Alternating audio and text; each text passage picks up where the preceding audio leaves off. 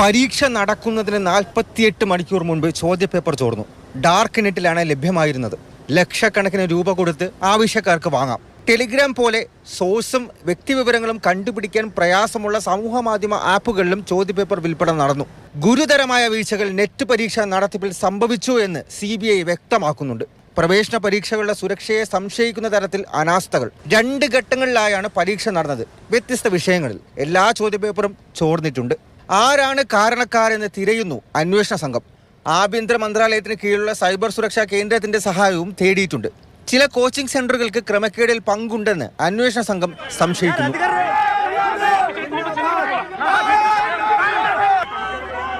അതിനിടെ നീറ്റ് പരീക്ഷാ ക്രമക്കേടിൽ ഡൽഹി കോൺഗ്രസ് പ്രവർത്തകർ BJP ആസ്ഥാനത്തേക്ക് നടത്തിയ മാർച്ച് സംഘർഷത്തിൽ കലാശിച്ചു. പ്രതിഷേധക്കാരെ പോലീസ് അറസ്റ്റ് ചെയ്ത് നീക്കി. കേന്ദ്ര സർക്കാരിനെതിരെ പ്രതിഷേധം ശക്തമായി തുടരുമെന്ന് പ്രതിപക്ഷ പാർട്ടികളും വിദ്യാർത്ഥി യുവജന സംഘടനകളും. नीट की परीक्षा के लिए हम लोग धरना दे रहे हैं, जिसको रद्द किया जाए और धर्मेंद्र प्रधान से हम लोग चाहते हैं कि वो मंत्री पद से अपना इस्तीफा दें.